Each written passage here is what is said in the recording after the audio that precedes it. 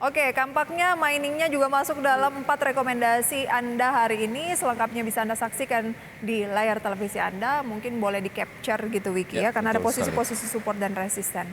Ya, ini ada Antam yang Anda rekomendasikan dengan support di 1990, resistance di 2180, kemudian BRIS support di 1475, resistance di 1590. Kemudian ada Telkom dengan support di 4400, resistance di 4620. Dan ada ISAT dengan support di 6945 dengan resistance di 7400 dengan semua rekomendasinya adalah buy. Oke, tadi Antam sudah dibahas sedikit terkait dengan support dan juga resistance-nya. Mungkin Anda bisa lebih elaborasi Mas Indra. Iya, kalau untuk Antam sih ya seperti kita diskusikan di awal ya bahwa potensinya ada nih untuk ekosistem kendaraan listrik sendiri ya. Namun tetap kembali itu kan long term game-nya mereka gitu loh. Kalau kita berbicara kondisi saat ini kan lebih kepada aspek makroekonomi nih. Saat ini The Fed kan lagi ancang-ancang mungkin lagi meeting untuk naikkan suku bunga. Nah, concern pasar kan saat ini ke arah sana, Mas. Jadi lebih kepada technical trading aja mungkin saham-saham yang saya rekomendasikan ya seperti itu, Mas. Technical trading saja ya, oke. Lebih ke technical trading, tidak untuk medium to long ya. Karena setidaknya jarak dari support Betul, dan juga resistance-nya juga ini cukup dekat begitu ya. Ya, dan masih ada beberapa sentimen ketidakpastian yang masih ditunggu ya. Ya, Oke, betul. dari Antam kita geser ke Telkom dan ISAT. Ini adalah emiten infrastruktur telekomunikasi. Mengapa mendominasi rekomendasi Anda saat ini, Mas Indra? Iya, kalau kembali ya saya berbicarakan aspek macro view, helikopter view-nya bahwa pasar kita mungkin kondisinya bakal sideways nih, ngelihat kondisi Fed Fund Rate, terus juga RDG, rapat Dewan Gubernur BI ya. Kalau saya lebih merekomendasikan saham-saham yang mungkin agak defensif ya, volatility rendah. Nah, untuk Telkom ISAT sendiri kan saham Telkom ini lebih ke sekarang kebutuhan ya, udah jadi satu pattern lifestyle orang ya. Jadi saya rasa pergerakannya akan lebih cenderung nggak begitu volatile dan juga ada potensi penguatan, Mbak, seperti itu. Baik, oke. Untuk Telkom dan juga Indosat sama-sama direkomendasikan untuk buy begitu ya. Secara jangka investasi seperti apa? Nanti mungkin kita akan bahas lengkapnya Mas Indra, dan tetap bersama kami. Usai jeda kami akan segera kembali. Ya, kembali di Market Buzz dan kami masih berbincang bersama Mas Indra Ten, Investment Bank PT Panin Sekuritas. Tadi kita membahas sedikit mengenai Telkom dan juga Indosat. Untuk Telkom sendiri, jangka investasi yang menarik dan juga direkomendasikan untuk jangka investasi yang seperti apa, Mas Indra?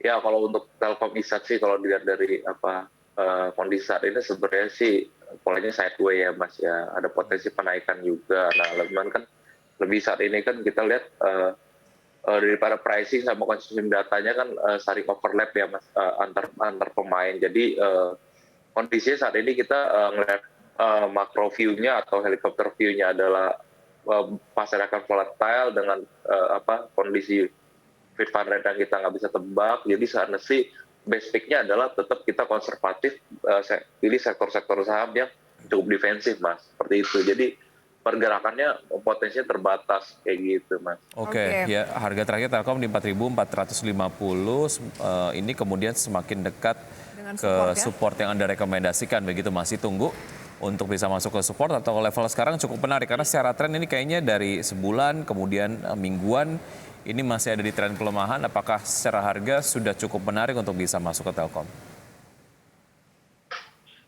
Iya, mungkin to be wise-nya kita entry point-nya di level support aja ya, Mas. Oke. Support aja ya, jangan buru-buru meskipun sudah dekat. Oke, kita ke BRIS. Satu lagi rekomendasi Anda hari ini, mengapa dari sekian banyak banking Anda lebih memilih BRIS? Iya, BRIS saya lihat lagi growing juga. Satu juga dia ada potensi reg isu, jadi cost of fund-nya mungkin rendah ya dibandingkan kompetitor yang sama kan. Dia kan tipikalnya bank syariah ya. Harusnya nggak begitu relevan dengan kenaikan suku bunga acuan ya, Mbak ya, seperti itu, Mbak. Nggak terlalu relevan dengan suku bunga. Mengapa bisa demikian, Mas? Ya karena kan dia bersifat syariah ya, jadi benchmarkingnya nggak ke suku bunga umum lah, ibaratnya seperti itu, Mbak. Lebih kepada acuannya ke akad-akad yang disepakati gitu, Mbak. Seperti Oke. itu. Tampaknya memang Mas Indra saat ini lebih memilih saham-saham yang defensif ya, yang tidak, kalaupun ada sentimen negatif tidak akan terlalu berdampak, kalaupun positif juga pokoknya defensif di tengah-tengah gitu ya, moderat. Baik, kita akan simak dulu pembukaan perdagangan pada pagi hari ini.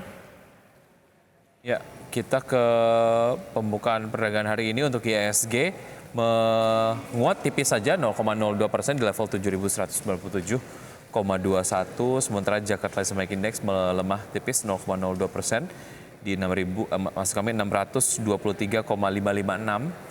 Sementara itu untuk LQ45 menguat 0,05% di level 1028,708. Sementara itu pemirsa, dari deretan gainers ada Bumi dengan penguatan 1,19% di 170, Unilever naik 0,85%, 4.770, SMGR naik 1,39%, 7.300, GoTo naik 1,5% di 270.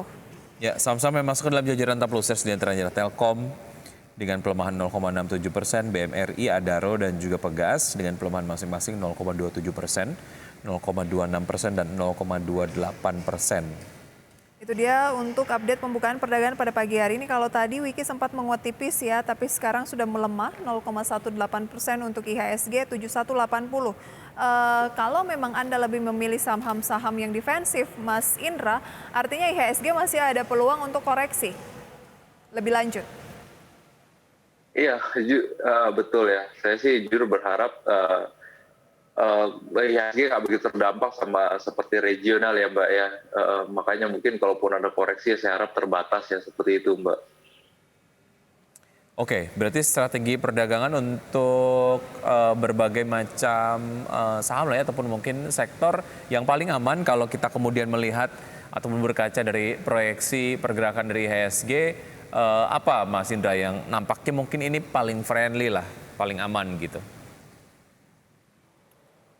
Ya kalau paling aman sih tetap ya consumer nomor satu, consumer kedua mungkin ya sebenarnya juga kayak telco juga salah satu yang defensif ya gitu. Baik. Itu saya rasa sektor-sektor yang nggak pengaruh signifikan nih dengan Fit 500 ataupun anything ya, lebih kepada konsumen indeks kepercayaan konsumen dan inflasi dan sebagainya sih Mas di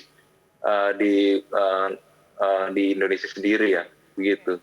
Nah, ini kan The Fed akan melakukan pertemuan pekan ini, hasilnya akan sudah mulai terlihat apakah menaikkan suku bunga, apakah benar proyeksi 75 basis poin. Kemudian Bank Indonesia juga RDG pekan ini apakah juga akan turut menahan suku bunga ataupun menaikkan. Nah, setelah itu sudah rilis begitu ya Mas Indra, apa yang harus dilakukan? Misalnya dua skenario, tidak sesuai dengan ekspektasi pasar ataupun lebih baik dari harapan gitu. Apa yang harus dilakukan? Iya, sebenarnya cuma ada dua skenario Mbak ya. Artinya kalau naik bagaimana, kalau tetap flat, artinya Fed Fund Rate-nya nggak berubah bagaimana kan. Nah kalau naik, jujur sebenarnya ada hal positif juga. Minimal uncertainty di pasarnya udah mereda gitu loh. Terus forecast untuk end year Fed Fund Rate-nya udah jelas gitu loh. Karena kan banyak orang forecast Fed Fund Rate mungkin sampai Desember mencapai 4. Minimal goalnya udah nyampe dulu lah dari konsensus. Abis itu, setelah itu kita udah clear gitu loh uncertainty di pasarnya. Nah, cuman kalau misalnya kondisinya adalah flat lagi, berarti kan kita masih digantung lagi nih, bayang-bayang lagi nih kenaikan Fed Fund Rate gitu loh. Nah, itu yang mungkin akan jadi kalau misalnya tidak dinaikkan maka jadi uncertainty yang makin panjang, malah berpengaruh kepada pergerakan IHSG juga ya Mbak ya. Orang jadi makin ragu-ragu lagi seperti itu Mbak. Oke, jadi kalau kondisi ditahan justru memperpanjang uncertainty di pasar, tapi kalau memang dinaikkan sesuai proyeksi justru lebih lega gitu ya Mas Indra ya? Betul. Baik, oke. Mas Indra, terima kasih sudah bergabung bersama kami di Market Buzz. Sukses untuk Anda, sampai jumpa. Selamat pagi Mas Indra. Terima kasih Mbak. Selamat pagi Mbak Prita. Oke, itu dia ya perbincangan bersama dengan Indra Chen, Investment Bank PT Panin Sekuritas. Semoga apa yang kami perbincangkan bisa menjadi referensi untuk Anda pemirsa, tapi keputusan investasi lagi-lagi kembali ke tangan Anda. Ya, tetap bersama kami, saja kami akan segera kembali.